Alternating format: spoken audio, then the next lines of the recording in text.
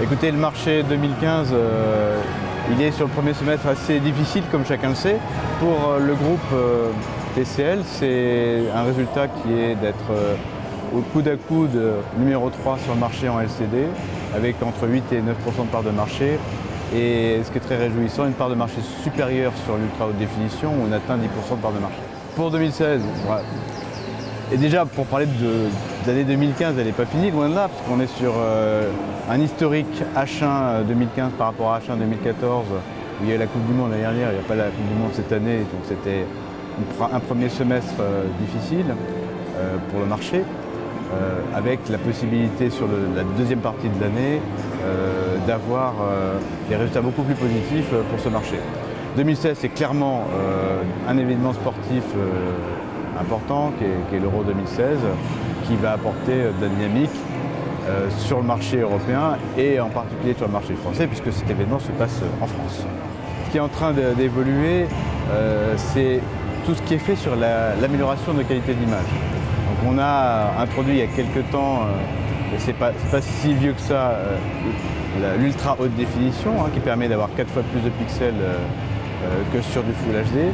Maintenant, pour encore améliorer la qualité d'image, donc aller au-delà de ça, il y a le travail qui est fait sur l'espace colorimétrique, donc le rendu des couleurs, sachant que la première phase, très clairement, c'est de répondre à la nouvelle norme qui est le DCI P3, qui est la norme du cinéma digital aujourd'hui. Donc permettre sur un écran chez soi de reproduire l'espace colorimétrique qu'on peut avoir au cinéma. Ça, TCL a déjà des produits sur le marché qui intègrent la technologie White Color Gamut et qui permettent de répondre à cette attente. Au-delà de ça, il va y avoir encore une augmentation de l'espace colorimétrique avec la future norme UHD qui intégrera très probablement ce que nous appelons le standard REC 2020. Il a été prévu pour 2020, mais il va, comme son nom l'indique, il va probablement arriver bien avant. Et TCL présente cette année à l'IFA un téléviseur développé sur la base de la technologie QD Vision Quantum Dot TV, un téléviseur qui peut atteindre jusqu'à 90% de cet espace colorimétrique, ce qui est à notre sens une performance inédite. Alors ce qu'il faut, au-delà des standards qui peuvent apparaître pour le consommateur un peu compliqués, le White Color Gamut, c'est 30% d'espace colorimétrique en plus. Donc des rouges beaucoup plus saturés, des verts beaucoup plus saturés également. Le Quantum Dot, ce que nous apportons sur le marché avec QD Vision, permet d'améliorer l'espace colorimétrique de 50% par rapport à ce qu'on a aujourd'hui ce soir. Au-delà de ça, prochain élément pour améliorer la qualité d'image, c'est le High Dynamic Range, qui va être aussi extrêmement perceptible pour le consommateur. En effet, dans la réalité, vous avez des noirs totalement noirs, vous êtes dans l'obscurité, mais vous pouvez voir une source très lumineuse comme le soleil, et c'est une très très grande dynamique dans les contrastes. Pour reproduire cet aspect de la réalité aujourd'hui qui est assez mal reproduit par les téléviseurs, on fait appel à la technologie High Dynamic Range. TCL présente sur son stand la technologie Dolby Vision, mais également une technologie développée par Technicolor,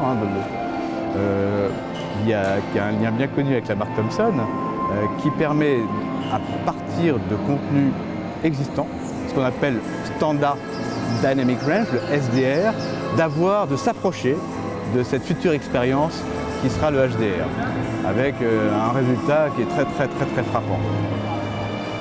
Voilà, c'est pour nous l'occasion à l'IFA de démontrer ces technologies qui permettent d'améliorer la qualité d'image. Et pour finir, on pourra effectivement présenter le produit qui est derrière moi, qui est le symbole de ce que TCL est capable de faire.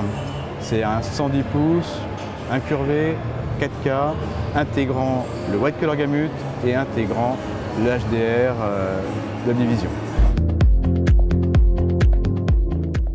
Je ne vous donnerai pas de chiffres à ce stade-là, mais on sait très bien que cet événement, ce type d'événement a un impact fort sur le marché. C'est l'événement sportif qui aura le plus d'impact sur le marché européen, y compris évidemment encore plus sur le marché français.